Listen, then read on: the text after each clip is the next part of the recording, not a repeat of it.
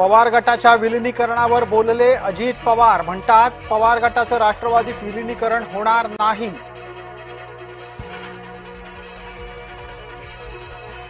जिल्हा परिषदांच्या निवडणुकांचं बिगुल वाजलं। 5 फेब्रुवारीला मतदान तर 7 फेब्रुवारीला मतमोजणी। राज्यातल्या 12 जिल्ह्यातल्याच जिल्हा परिषदा आणि पंचायत समित्यांच्या होणार निवडणुका।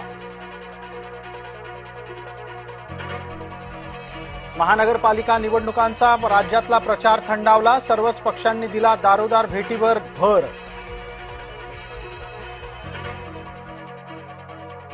अजित पवारांनी शब्द पाळला नाही। पवारांच्या टीकेमुळे मुख्यमंत्री फडणवीस दुखावले। प्रचाराच्या शेवटच्या दिवशी मुख्यमंत्री नागपुरात। मुख्यमंत्री फडणवीसांनी स्वतः चालवली बाईक। मनसे अध्यक्ष राज ठाकरे पोहोचले पुण्यात।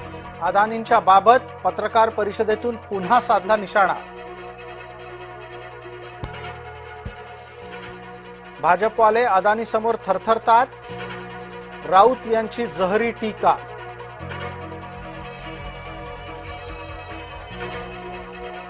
आदित्य ठाकरेंच्या वरळी मतदारसंघामध्ये पैसे वाटप होत असल्याचा आरोप।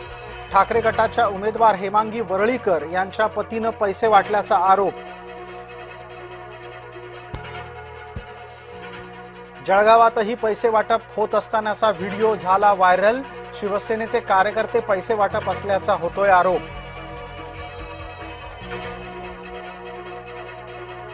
पैसे वाटपाच्या साठीची यादी सोशल मीडियावर चर्चेत। फोटोत दिसणाऱ्या फरशीवरून यादी करणाऱ्या व्यक्तीचं घर शोधलं।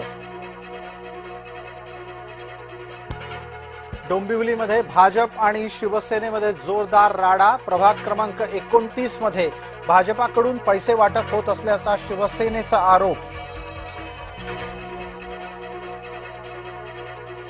आपचे उमेदवार समाधान अहिरेंवर रोखली बंदूक। नाशकात घडला प्रकार।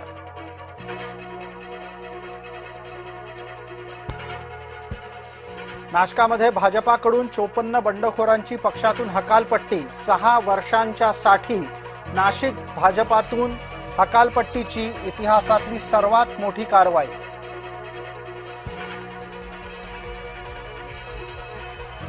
सोलापुरामध्ये राष्ट्रवादीला मोठा धक्का।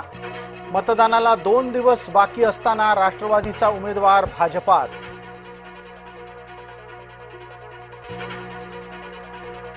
नाशिकमध्ये गिरीश महाजनांच्या सभेनंतर राडा। शिवसेनेच्या महानगर प्रमुखाचा अंमली पदार्थ व्यावसायिकाशी संबंध असल्याचा झाला आरोप। कार्यकर्ते चिडले।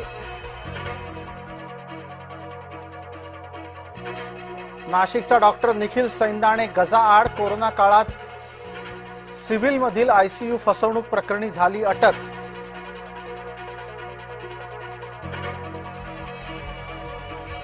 आपण लवकरच चंद्रशेखर बावनकुळेंचं प्रकरण बाहेर काढू, बच्चू कडू यांनी दिली धमकी।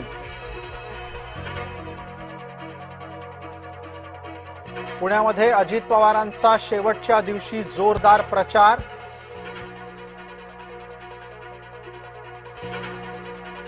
नितेश राणेंचा अमरावतीमध्ये ओवेसींवर घणाघात। हिरव्या सापाला मतदानातून खेचून काढा, नितेश राणेंचं वक्तव्य। सर्वोच्च न्यायालयाची निवडणूक आयोगाला नोटीस। बंगालमधील मतदार याद्या शुद्धीकरणात अनियमितता झाल्याचा आरोप। आयोगाकडून उत्तर मागवलं। माजी उपराष्ट्रपती जगदीप धनखड एम्स रुग्णालयात दाखल। स्नानगृहामध्ये बेशुद्ध पडल्यानं धनखड यांच्यावर उपचार सुरू।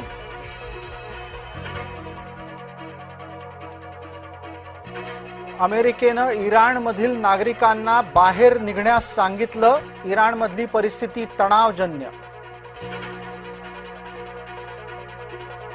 बीडमध्ये शेत रस्त्याच्या वादातून मारहाण। दोघांवर कुऱ्हाड आणि दांड्यानं हल्ला। गोल्डन ग्लोब पुरस्कारामध्ये वन बॅटल आफ्टर अनादर तसंच हॅमनेट या चित्रपटांनी मारली सरशी। प्रतिष्ठेच्या गोल्डन ग्लोब पुरस्कारामध्ये दोन्ही चित्रपट सन्मानित। महिला प्रीमियर लीगमध्ये ग्रेस हॅरिसचं वादळ आणि स्मृती मंधानाचा धमाका. आरसीबीची यूपी वॉरियर्सवर 9 गडी राखून विजयाची सुरुवात. बांगलादेशची सुरक्षा विषयक भीती अनाकलनीय.